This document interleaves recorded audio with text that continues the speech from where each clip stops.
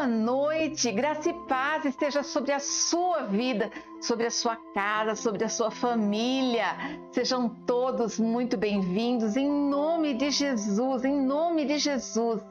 Eu sei que muitos de vocês não puderam vir no culto presencial, mas eu quero deixar a palavra dessa noite para vocês.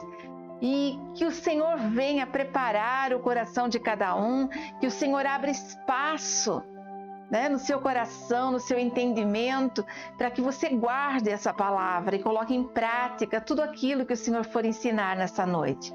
Amém? Vamos orar. Antes de nós lermos a palavra, vamos orar.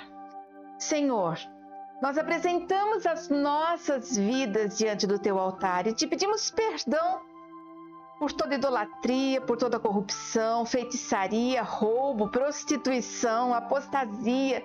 O nosso país está nas tuas mãos, a nossa cidade está nas tuas mãos, porque nós, como filhos teus, e somos herdeiros de tudo isso, Pai, de todas as suas bênçãos, entregamos a chave da nossa cidade, do nosso estado, da nossa nação. Está tudo nas tuas mãos. Acoberta-nos, Senhor, com o teu precioso sangue. Confirma sobre nós a armadura do cristão, que sejamos, Pai, acobertados pelo teu amor, pela tua cura, pela tua graça. Ah, Senhor, vem sobre nós com a tua Shekinah, que a tua presença esteja conosco, que o teu agir esteja conosco, que o teu querer seja o nosso querer. Tira a nossa vontade própria, tira o nosso eu, Pai, e que somente o Senhor se estabeleça nessa noite. Pai, em nome de Jesus, eu apresento ao Senhor, Pai, cada casa, residência, asilo, orfanato, instituição, presídios. Pai, em nome de Jesus, eu apresento para o Senhor aqueles que são moradores de rua, apresentando, Senhor, a saúde de cada um, os pensamentos de cada um, as finanças de cada um deles, Pai. Porque aonde o Senhor está, ali a liberdade. E o Senhor estando com eles, cada um deles será livre dos tormentos do inimigo, dos espíritos de enfermidade, de derrota, de falência, de discussão, de contenda. Onde o Senhor está, ali a liberdade, Pai. Senhor, em nome de Jesus, visita a economia mundial. Senhor, acaba com as guerras, com as lutas, Pai. Acaba com essa picuinha que existe entre nação e nação, Pai, em nome de Jesus. Traz paz. Eu sei que esse é o seu sonho, Pai. Eu sei que essa é a sua vontade perfeita. Então faz morada no meio dos teus filhos, Pai. Protege aqueles que já entregaram a vida para o Senhor.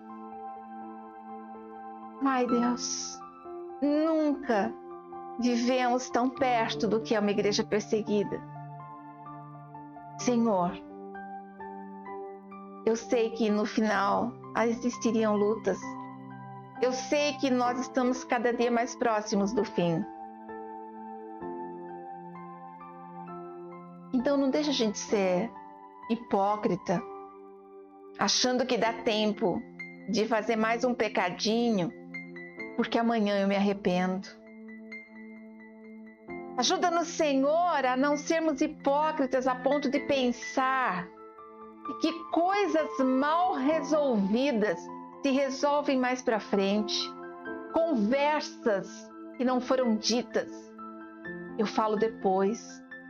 Senhor, toque em nós de uma maneira sobrenatural, para que nós façamos aqui, agora, hoje, aquilo que agrada o teu coração. Senhor, amanhã pode ser tarde, então ajuda-nos, Senhor. Ajuda-nos. Mantenha-nos no caminho da salvação e ajuda-nos a edificar a nossa casa, a edificar a nossa família. E também, Senhor, ajuda-nos a termos um coração disponível para orarmos por todos aqueles que nos querem mal, para que eles tenham a oportunidade de te conhecer, que eles tenham a oportunidade de servir ao Senhor com ousadia, de maneira destemida, para que eles possam entender o seu amor e assim entender que entre os filhos de Deus não pode haver luta, discriminação, contenda, discussão. Senhor, em nome de Jesus, que todos aqueles que te buscam alcancem os teus braços. Em nome de Jesus, amém e graças a Deus. Amém? Abram a sua Bíblia comigo. Em Lucas capítulo 23, eu ministrei essa palavra já semana passada e agora eu vou completá-la. Nós vamos falar sobre a segunda palavra de Jesus. Semana passada eu falei sobre o perdão. O Senhor diz: Pai, perdoa-lhes porque não sabem o que fazem. E hoje eu vou falar a palavra esperança. A esperança da salvação, a esperança de um reino vindouro, a esperança de uma manhã. Amém? Então, Lucas 23, capítulo 23, versículo 33. A palavra do Senhor diz: E quando chegaram ao lugar chamado A Caveira, ali o crucificaram e os malfeitores, um à direita, outro à esquerda. E dizia Jesus: Pai, perdoa-lhes porque não sabem o que fazem. E repartindo seus vestidos, lançaram sorte. E o povo estava olhando. E também os príncipes zombavam dele, dizendo: aos outros salvou, salva-se a si mesmo, se és o Cristo escolhido de Deus. E também os soldados o escarneciam, chegando-se a ele e apresentando-lhe vinagre, e dizendo: se tu és o rei dos judeus, salva-te a ti mesmo. E também por cima dele estava um título escrito com letras gregas, romanas e hebraicas: Este é o rei dos judeus. E um dos malfeitores que estava pendurado blasfemava dele, dizendo: se tu és o Cristo, salva-te a ti mesmo e a nós também. E respondendo, porém, o outro repreendia-o, dizendo: tu nem ainda temes a Deus, estando na mesma condenação? E nós, na verdade, com justiça, porque recebemos o que os nossos feitos mereciam. Mas esse nenhum mal fez. E disse a Jesus: Senhor, lembra-te de mim quando entrares no teu reino. E disse Jesus: em verdade eu digo que hoje estarás comigo no paraíso. Amém? Glória a Deus. Que essa palavra venha a ser revelada aos nossos corações. Quando nós pensamos que Jesus está ali no meio de dois malfeitores, quando eu começo a lembrar de toda a história, quando eu começo a lembrar do que ele passou, do que ele estava vivendo, quando ele foi colocado no meio, porque no meio normalmente era colocado o de maior periculosidade. E a Bíblia diz, algumas versões você vai ouvir ladrão, outras você vai ouvir malfeitores. A verdade é que para ser crucificado, para ir para a cruz, não era qualquer ladrão. Era aquele que realmente prejudicava a sociedade. Era alguém que abalava as estruturas daquilo que eles estavam vivendo. E em Mateus, capítulo 27, 44, diz assim: igualmente insultavam os ladrões que estavam crucificados com ele. E nós vamos ver aqui dois ladrões. Nós não estamos vendo aqui dois malfeitores. Por que Jesus estava ali sendo insultado pelos dois? Porque Lucas fala que um insultava. Já Mateus fala que eram os dois. Mas em algum momento, um deles presta atenção em algo diferente. Isaías lançou uma profecia que dizia: e foi crucificado entre transgressores. Olha quanto tempo atrás, e Isaías dizendo isso, quanto tempo atrás, Isaías falando essa profecia. E ele foi crucificado entre os transgressores, pois ele estava ali naquela cruz e carregou o pecado de muitos. e intercedeu pelos transgressores. Ali era a profecia de Isaías se cumprindo. Ele estava então numa cruz, preso, sangrando, com sede, desnudo, envergonhado, mas ele abre mão de tudo isso em favor a mim e a você. Essa passagem é assim algo que não tem como a gente não se emocionar. Não tem como nós nos mantermos indiferentes baseados no que ele significa para nós. Jesus morreu naquela cruz por mim e por você. Se você não tem consciência disso, essa noite é a noite do despertamento. Essa noite é noite do despertamento.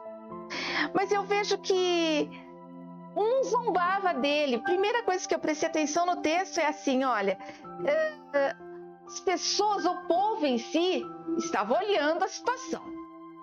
Os príncipes zombavam, dizendo que salvou a tantos, salva a você mesmo. Os soldados que já tinham, eu comecei pelo perdão, mas nós temos uma passagem ali antes, quando ele fala eu tenho sede. Quando ele diz eu tenho sede, significa eu sou homem, eu sou humano, eu tenho essa carne dilacerada, eu tenho esse sangue que escorre de mim, eu tenho essa dor que dilacera o meu corpo, eu tenho essa dor que acaba com a minha alma, mas eu tenho sede.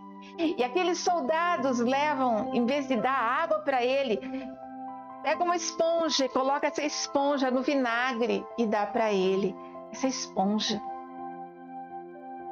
E aí diz assim que os soldados escarneciam, chegando a ele e dando-lhe vinagre. Vinagre.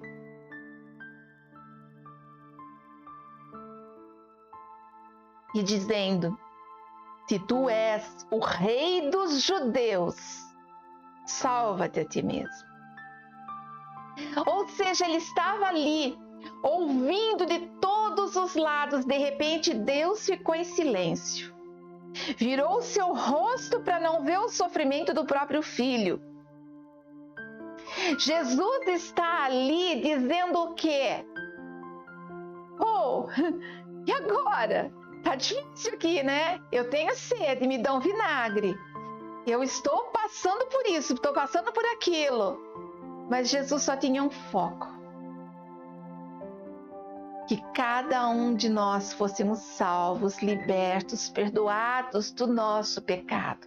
Se você não ouviu a ministração da semana passada, ouça, porque ela vai trazer grandes revelações para você, assim que nós juntarmos as 7 palavras de Jesus. Jesus está ali, à beira da morte.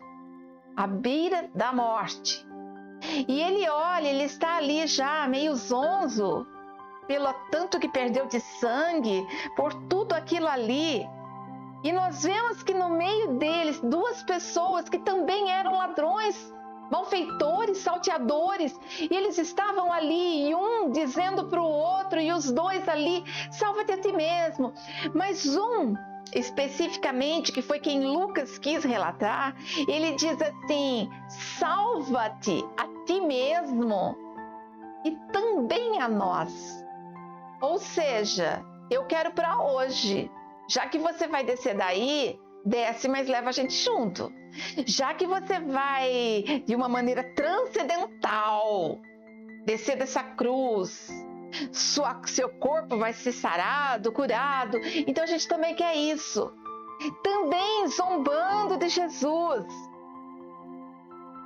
Esse segundo, essa primeira pessoa, esse primeiro malfeitor que aparece, zombando dele, tirando sarro dele, ele faz a mesma coisa que Satanás fez. Olha, se és mesmo filho de Deus, lança, pula daqui de cima, porque os anjos virão te socorrer. Aquele malfeitor estava fazendo exatamente a mesma coisa. Ele estava dizendo, se és mesmo filho de Deus, salva-te a ti mesmo. Ele estava desafiando a Cristo, ele estava confrontando Jesus, ele estava colocando Jesus em xeque. Se és mesmo, salva-te. mas salva a nós mesmos. Ali, eles estavam fazendo o mesmo papel de Satanás. O mesmo papel de Satanás. Vemos aqui que aquele segundo, aquela primeira, eu estou confundindo primeiro e segundo, aquele mesmo homem malfeitor, fica claro que ele não temia a Deus, ele não temia. Temer é completamente diferente de ser grato, é completamente diferente de ter medo. Medo, a palavra temer, o sinônimo é medo. Mas existem duas formas da palavra temor. Temor é quando eu tenho medo de algo que venha me prejudicar. Mas existe o temor a Deus, que é quando eu amo tanto a Deus, que eu posso até usar o termo tenho medo, que eu tenho medo de ir contra a vontade dele e ele se magoar e ele ferir, porque eu sei que mesmo que eu erre, ele me ama tanto que ele me perdoa. E que filho quer magoar o pai sabendo o quanto ele ama? Quem que quando se sente amado, quando você se sente amado, você sente que a pessoa te ama, você não quer fazer o mal para ela. Quando você sente que alguém te ama, você chora calado. Quando fica chateado, você faz de tudo por ela. E esse é o temor a Deus. Mas aquele homem não temia a Deus. Não temia a Deus. E hoje nós vemos muitas pessoas que creem em Deus, mas não temem a Deus. Como assim? Existem muitas pessoas que acreditam que Deus existe. Deus existe? Sim, Deus existe. Mas eles não temem. Ele existe, mas eu posso continuar levando a minha vida da mesma maneira. Eu posso levar a minha vida da mesma maneira que eu levava antes de entregar minha vida para Jesus. Será que realmente é isso? Será que realmente, quando nós amamos a Deus, as coisas não vão mudando dentro da gente? Quando nós amamos a Deus, a gente teme tanto desagradar que as palavras que a gente dizia antes, a gente não diz mais. As brigas que a gente construía, a gente não tem coragem mais de brigar. As coisas que para mim era normal pegar com facilidade de outra pessoa, não é mais normal porque não me pertence. Quem teme a Deus, muda de dentro para fora e não de fora para dentro. Eu já ouvi algumas pessoas dizendo, e não foram poucas, dizendo assim: ai, pastora, é muito difícil viver uma vida de santidade. Ah, pastora, eu luto tanto para fazer tudo certinho. Ah, pastora, mas fulano de tal não faz nada certo. Ok, primeiro, não é problema seu se ele faz certo ou não.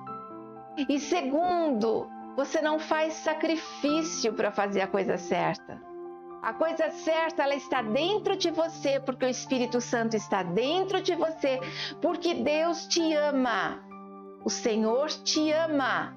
E como Ele te ama, você tem receio de fazer o que é errado. Então, sabendo que é errado, mesmo que tenha vontade, você não faz, mas aquilo não é um fardo. Porque quando você ama de verdade, talvez eu citando agora o amor de uma criança pelos pais ou principalmente pela mãe, que é o que amamenta. A criança, quando ela está amamentando, ela olha para os olhos da mãe e ela vai mamando ali, ela vai olhando para os olhos da mãe. Aquela admiração, ela olha, ela fala: eu conheço essa voz, porque essa voz eu ouvia enquanto eu estava na barriga. Essa pessoa me protege, essa pessoa cuida de mim. Eu fico imaginando o amor daquele bebê. Ele nem sabe que ama, mas ele sabe que a mãe o ama. Essa é a realidade. Ele sabe que a mãe cuida dele. Quando nós temos Deus no nosso coração, quando nós temos a certeza de que somos filhos, a gente só ama. A gente só ama. E não é pesado, não é difícil. Quando você ama, você faz sacrifícios pela pessoa que você ama. E nem é tão difícil assim. Quantas vezes que a gente, como mãe, não passou a noite inteira acordada, pai, não passou a noite inteira acordado, preocupado com uma febre. No dia seguinte você está com sono, com dor de cabeça, cansado e feliz porque o seu filho diminuiu a febre. Por quê? É difícil, mas não é farto. Filho pra gente não é farto. E nós não somos fartos para Deus. Ele nos ama.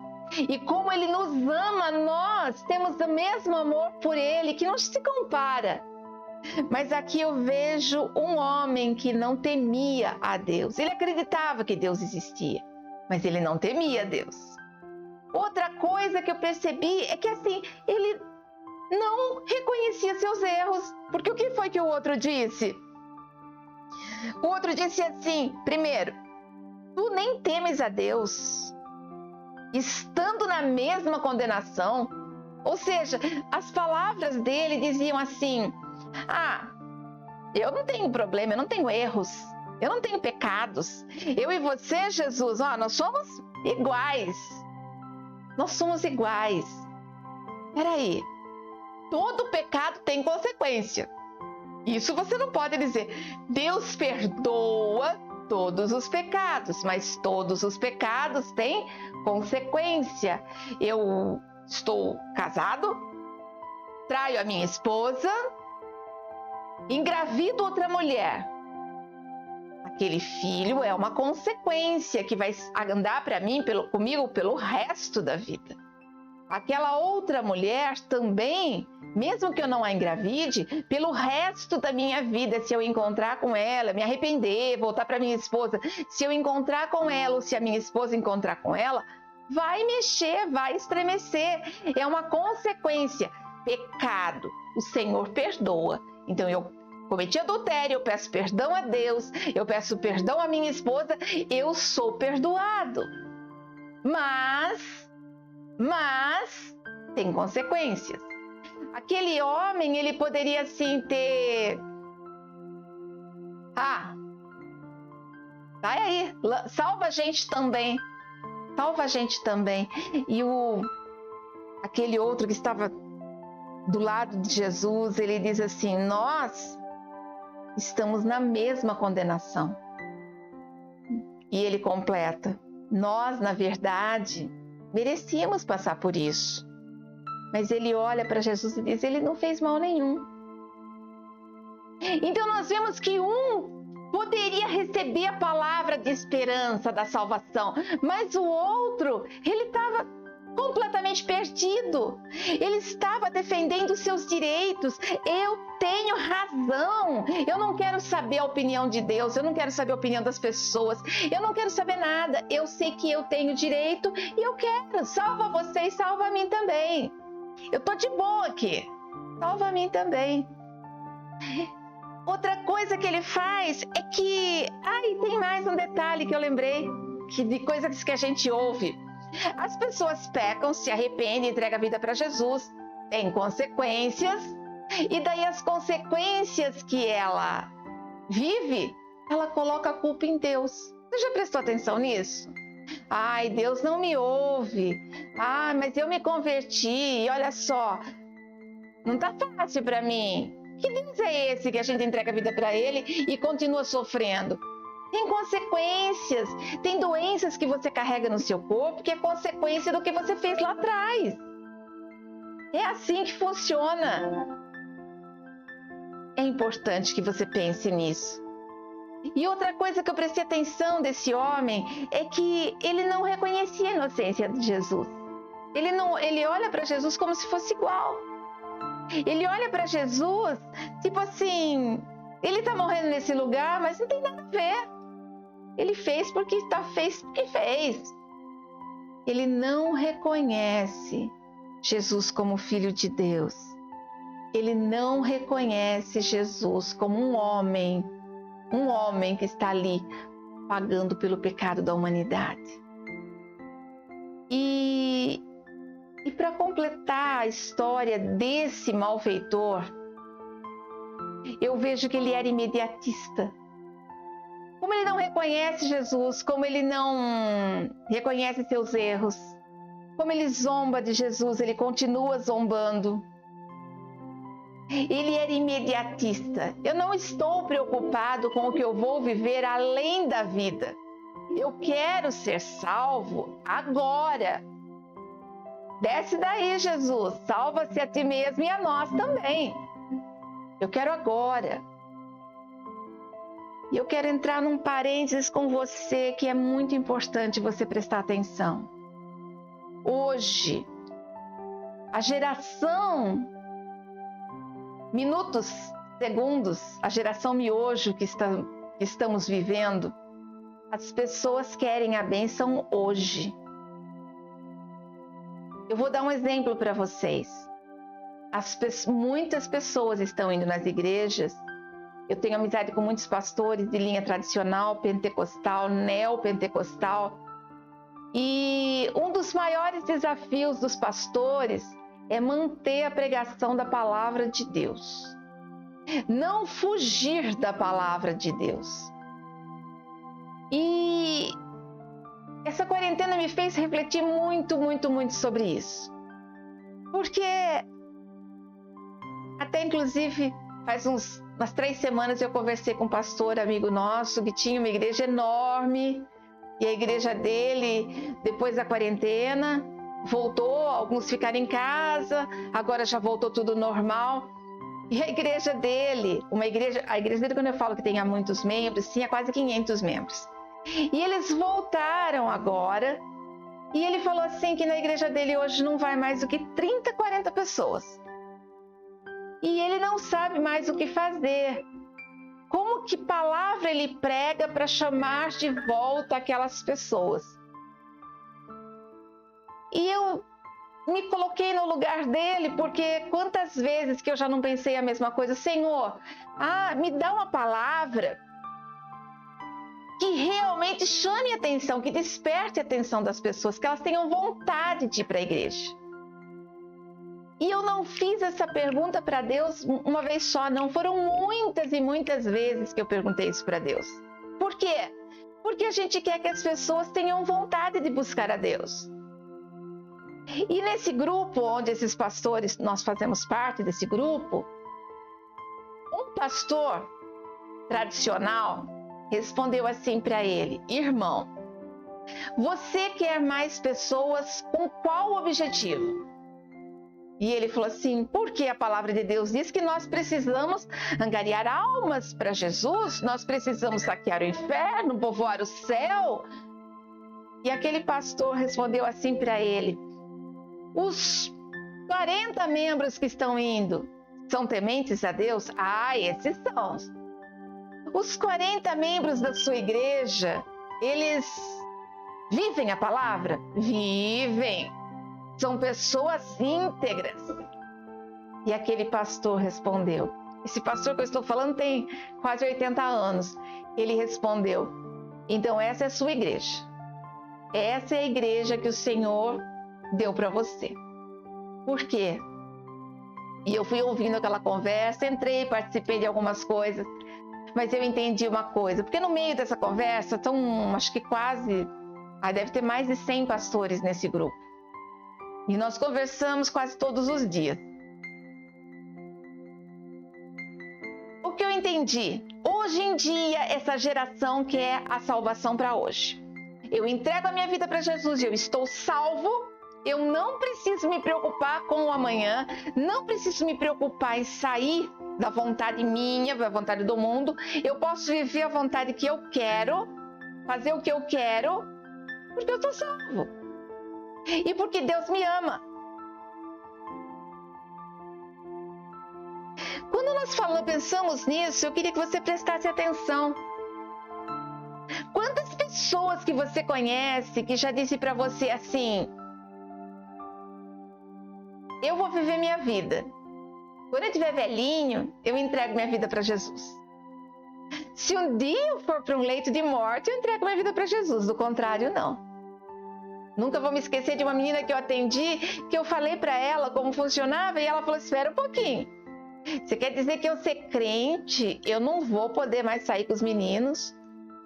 Eu não vou mais poder ficar beijando todo mundo? Não posso fazer sexo mais? Era tão jovem a menina. Eu não posso fazer sexo, tem que ser com uma pessoa só depois disso? Ah, então é melhor não entregar a vida para Jesus não, porque esse cara é muito chato. Eu ouvi isso. E essa pessoa manifestava, estava fazendo libertação. Por que eu estou contando isso para você? Porque as pessoas entregam a vida para Jesus, elas reconhecem, elas acreditam que Deus existe, mas não temem a Deus e querem tudo para hoje.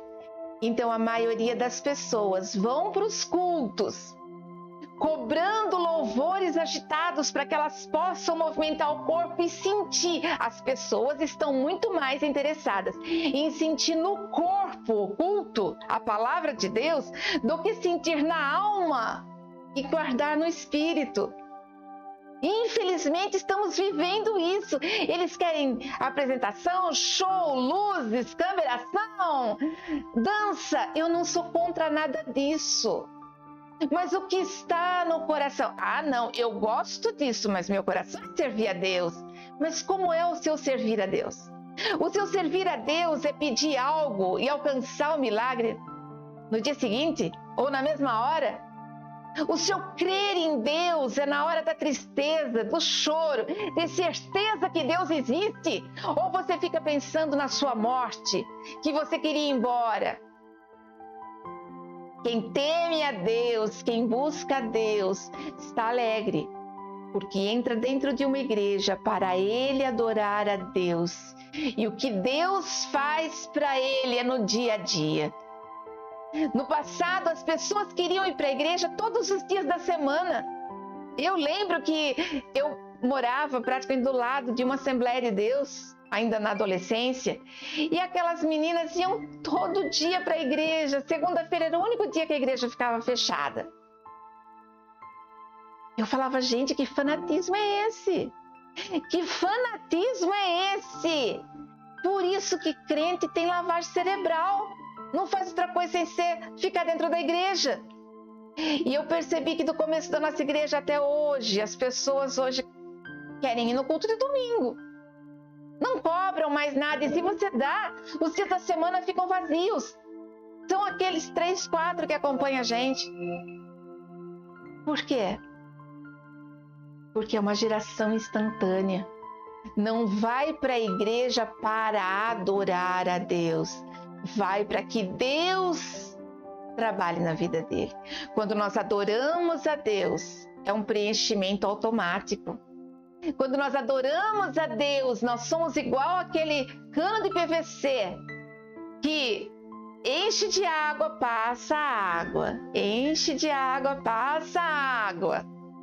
Se você não passar água, você não passar para frente, você não viver aquilo que você está acreditando, entupiu. Não tem por que passar mais água. A água vai ser desviada para outro lugar. É assim. A nossa vida é assim. Se não fosse a salvação para aquele momento, para o outro malfeitor, não importava. Ele queria agora. Então faz o seguinte, ó. Desce daí. Se salva e salva nós mesmos.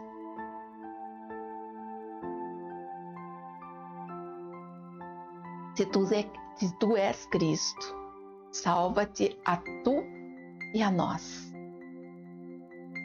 Será que alguns de nós já não pensamos? Será que é Deus mesmo? Será que a Bíblia é verdadeira?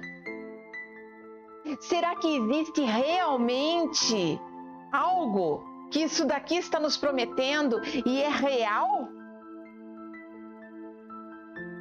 Mas eu venho em contrapartida com outro malfeitor que está ao lado do Senhor. E ele recebe uma palavra de esperança.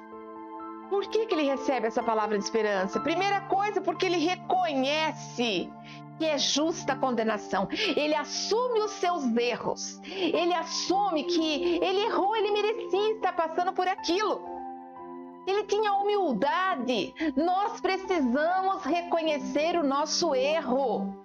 Tem muitos pecados que nós cometemos que não são pecados visíveis, que são pecadinhos. Mas a gente tem que analisar. A gente tem que analisar. Esses dias eu cometi um pecado. Pastora, você cometi um pecado. Estava ouvindo umas músicas e de repente começou um samba e eu lá. Eu falei, gente, olha eu aí andando pro mundo. Foi questão de segundos. Na hora, nem me toquei.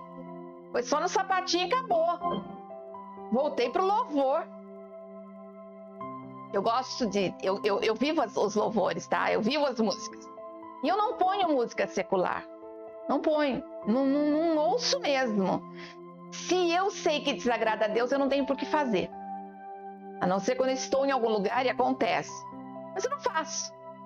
Quando eu fui orar mais tarde...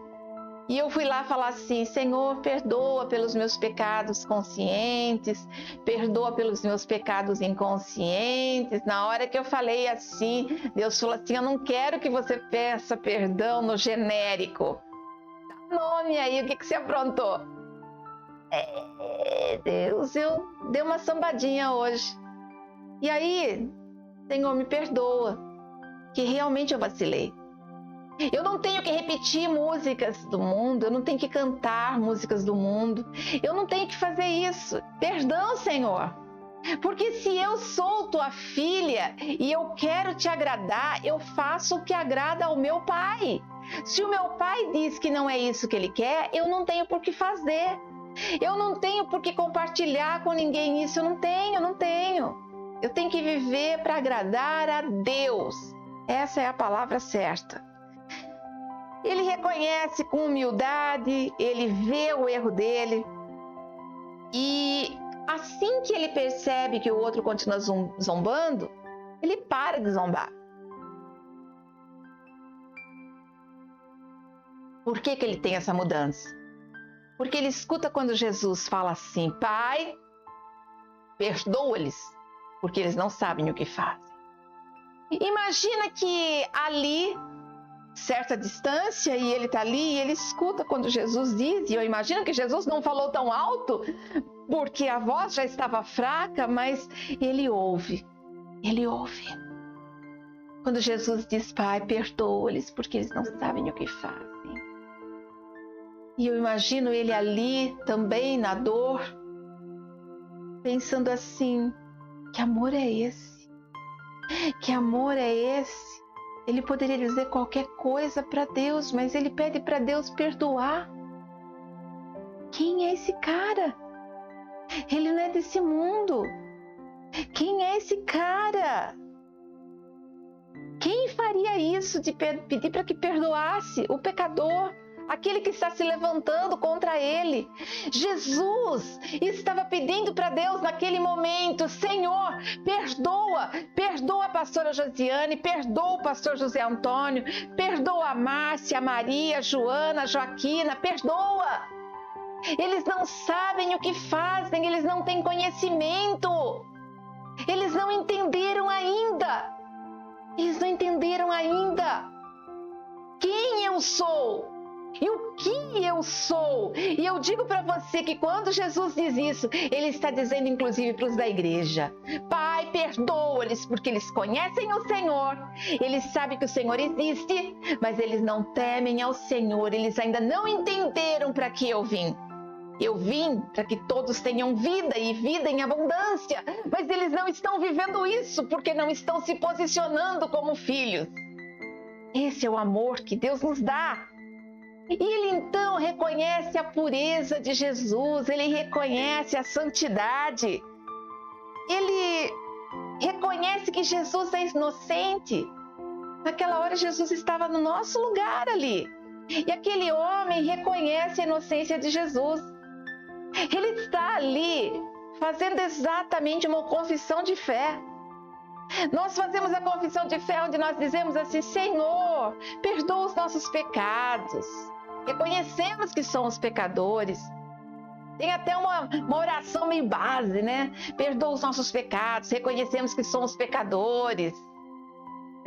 Senhor, eu reconheço Jesus como meu único e suficiente Salvador. Escreve meu nome no livro da vida. O que ele está fazendo aqui é uma confissão de fé. Muitas pessoas ficam atrás do tipo: eu preciso entregar minha vida para Jesus, eu preciso entregar minha vida para Jesus, eu quero fazer a confissão de fé. Aqui ele está fazendo uma confissão de fé. Quando ele diz que ele era pecador, merecia passar por aquilo, Jesus não. Ele reconhece ali que Jesus é santo, ele era temente a Deus, ele temia a Deus naquela hora. Naquela hora ele estava dizendo: eu sou temente a Deus, eu acredito que Deus existe e eu acredito que esse cara aí é o Filho de Deus.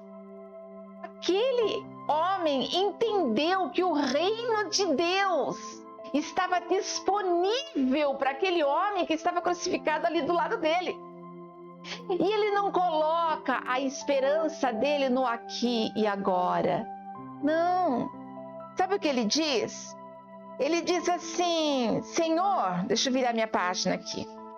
Senhor, lembra-te de mim quando entrares no teu reino. Que lindo! Se você prestar bem atenção, talvez nenhum dos discípulos de Jesus ainda tenha entendido. Mas ele ali, verbalmente, ele verbaliza: o teu reino não é esse. Quando o Senhor chegar no teu reino, lembra de mim. Aqui ele está dizendo: eu acredito no sobrenatural. Eu acredito que existe um Deus que transforma a história, que transforma a vida. Lembra de mim. Talvez ele tenha pensado assim: fala lá para o seu pai para que não seja tão pesado o meu fardo quando eu for. E nessa hora eu vejo a revelação de Deus, a revelação do amor de Deus, quando ele diz: em verdade eu te digo que hoje estarás comigo. Ali não deu tempo de ele pecar novamente, não deu tempo de ele cometer outros erros. Ele entregou a vida para Jesus. Ele assumiu que ele acreditava em Jesus e morreu. Logo em seguida ele morreu. Quantas vezes que eu e você não pedimos perdão e erramos de novo, pedimos perdão e erramos de novo. E aí eu digo para todos nós, para nós todos isso: peça perdão, reconheça que você é falho, reconheça que você é pecador. Algumas pessoas falam assim, querem entrar com a escatologia, querem entrar com a teologia e falar que Jesus não foi para o reino, para junto de Deus rápido, que só depois que ele ressuscitou. Outros vão dizer assim: mas Deus é atemporal. Outros vão dizer assim: mas ainda hoje é simbólico. Quando ele diz em verdade, significa: presta atenção, que o que eu estou falando para você é uma verdade. Ainda hoje estarás comigo no paraíso. Jesus falou, está falado. Aí, alguns outros comentaristas dizem assim: ainda hoje.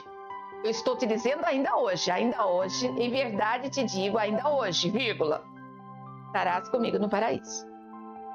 Outros dizem, a vírgula está no hoje. Então, ainda hoje, um dia estará no paraíso. O outro diz assim: ainda hoje estarás comigo, vírgula, no paraíso. Estarás comigo, mas pode ser aqui agora e no paraíso um outro dia. E a Bíblia minha vem assim: ainda hoje estarás comigo no paraíso, sem vírgula nenhuma. Ok? E eu fiz outras pesquisas em outros comentários. E é bem interessante como essa parte se diverge. E sabe qual foi a conclusão que eu cheguei? Não me interessa se o dia é hoje, Não me interessa se é amanhã, o que me interessa é que o que Deus falou está falado. E se Ele disse que ainda hoje estará no paraíso, eu vou por aquela teoria de que eu fecho os olhos, não importa o tempo que passar, quando eu abrir os olhos eu vou estar do lado de Deus. E Ele disse, você estará comigo no paraíso. Aquele homem foi salvo. Aquele homem foi salvo. Esse é um dos milagres de Jesus também. Porque tudo que foi milagre é aquilo que vem do sobrenatural. Ele traz do sobrenatural para o natural. Volta a falar, volta a andar, é curado de uma lepra. Isso são os milagres de Jesus. Mas eu posso classificar essa passagem bíblica como um dos milagres. Porque aquele homem estava morto em seus delitos e pecados, e ali ele entrega a salvação. Eu posso colocar isso como um dos milagres de Jesus. Apesar de que a maioria dos teólogos não colocam, não aceitam isso como um dos milagres. Mas eu vou classificar como um dos milagres de Jesus, sim. O milagre da salvação, porque ele trouxe da morte para a vida eterna. Nós somos o milagre de Jesus. Ele nos trouxe da morte e garante a vida eterna. Nós precisamos só continuar. Aquele homem entendeu que o reino de Jesus não era um reino secular dessa terra. Era eterno. Nós precisamos entender que o que nós estamos vivendo hoje é passagem. Nós estamos nessa terra de viagem. Somos peregrinos dessa geração.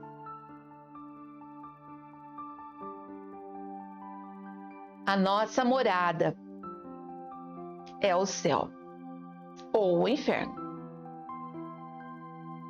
Nós estamos aqui, temos pais, temos filhos, temos amigos, pessoas que fazem parte do nosso círculo de amizade, temos pastores, membros, colegas de trabalho, mas nada disso é para sempre. Nós precisamos sim viver hoje, amar como se não houvesse amanhã, fazer o bem sem olhar para quem.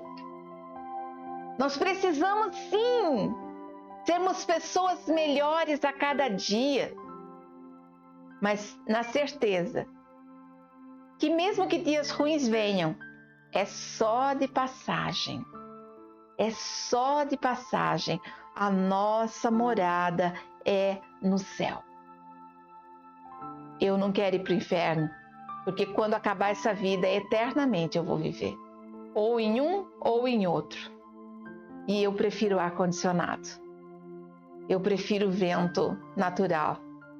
Temperatura amena. Brincadeiras à parte, a palavra do Senhor nos garante que nós podemos, sim, acreditar na salvação. Abra sua Bíblia em Hebreus 12, capítulo 1. Hebreus, capítulo 12, versículo 1 ao 3. Abra sua Bíblia, vou esperar um pouquinho. E nós vamos ler juntos.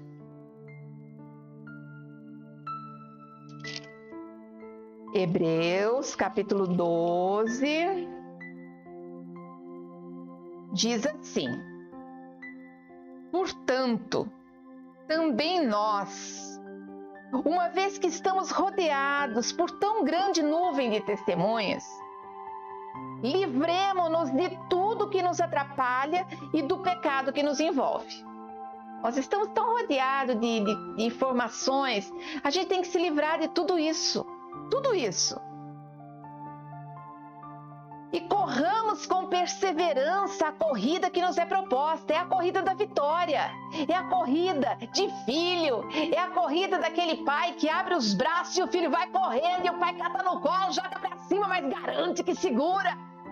Olha o que está escrito aqui em Hebreus, é muito forte isso. tendo os olhos fitos em Jesus, autor e consumador da nossa fé, independente do que acontecer, fica firme olhando para Jesus, fica firme olhando para Ele, fica firme porque Ele morreu por você, porque Ele te amou, um amor sem medida, algo que não dá para explicar. Ele, pela alegria que lhe fora proposta, suportou a cruz, desprezando a vergonha, e assentou-se à direita do trono de Deus. Ele foi para a cruz e a Bíblia diz que com alegria, porque ele podia fazer alguma coisa melhor para mim e para você. Aqui ele está garantindo, esse texto aqui, Hebreus 12, 1 a 3, está garantindo isso para mim e para você. Isso é seu. Pensem bem naquele que suportou tal oposição dos pecadores contra si mesmo, para que vocês não se cansem e nem desanimem. Ele suportou. Aqui ele diz: para de ouvir as vozes contrárias. Jesus ali estava ouvindo: vai, se tu é Cristo, se você é aquilo, se você é aquele outro. Mas ele ouviu aquilo que estava no coração dele com alegria. Ele foi para a cruz. Ele morreu, ele suportou tudo aquilo para que nós tivéssemos direito a estar na presença de Deus. E ele garante que tudo isso que ele fez é para que a gente não se canse e nem desanime, mas que nós continuemos como soldados fiéis, fazendo a caminhada, a carreira que nos é proposta. O Senhor é fiel, o Senhor é fiel. E só para fechar, eu quero que você pense comigo: se tu és filho de Deus, tudo que eles falavam, os príncipes zombavam, os soldados escarneciam, os ladrões, os salteadores, eles blasfemavam, cada um falava uma coisa, mas todos eles estavam profetizando que Jesus era filho de Deus. Tanto que na zombaria deles, eles fizeram o quê? Colocaram uma coroa de espinho, uma coroa de rei. Eles improvisaram um cedro, colocaram uma capa escarlate nele. Eles estavam ali na zombaria, mas já dizendo quem era Jesus. Eles poderiam estar até brincando, mas era verdade. E se a coroa é de espinho ou se a coroa é de ouro, Jesus é o nosso Deus. Se a coroa é de espinho ou se a coroa é de ouro, foi por mim e por você. E isso é que importa. Se o manto, se o cedro, não importa. O que importa é que Jesus morreu por mim e por você. E ainda na zombaria, eles reconhecem quem é Deus, que Ele é filho de Deus. Porque colocam uma placa na cruz dele. E estava escrito em letras gregas, romanas e hebraicas: este é o Rei dos Judeus. Esse é o Rei dos Judeus. Esse é o nosso Rei por herança. Ele veio para muitos e muitos o rejeitaram. Mas nós tivemos a oportunidade de escolhermos andar com Ele. Amém? Fecha os teus olhos, que eu quero orar com você agora.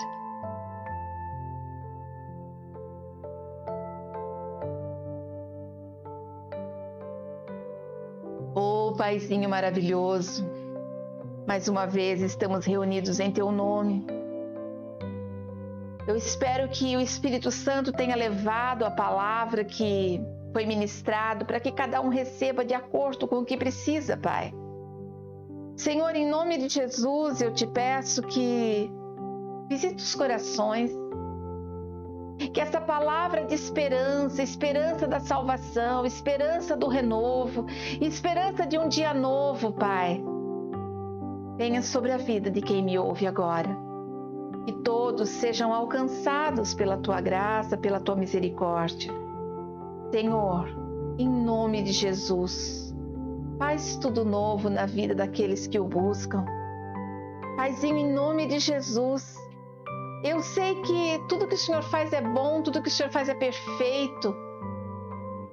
Abre os nossos olhos, que realmente nós venhamos a aprender que nós estamos aqui para te adorar e não para sermos adorados.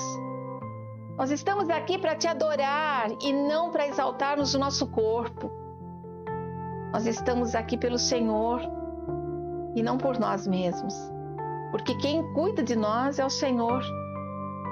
Ah, Pai, revela-te a cada um. Senhor, aqueles que têm coisas pendentes a serem resolvidas, não deixa para amanhã, Pai. Cutuca, empurra, espreme, mas faz com que tudo isso seja resolvido. Que essa pessoa seja alcançada por tão grande amor. Em nome de Jesus. Amém e graças a Deus. Que o Senhor te abençoe e te guarde. Que o Senhor faça resplandecer o seu rosto sobre ti e tenha misericórdia de ti. Que o Senhor sobre ti levante o seu rosto e te dê a paz que excede todo entendimento. Amém? Glória a Deus, glória a Deus. Coloque em prática. Aprenda a ser feliz e viver com as bênçãos que Deus tem te dado. Amém? Uma semana abençoada para cada um de vocês e um beijo grande no seu coração. Até a próxima.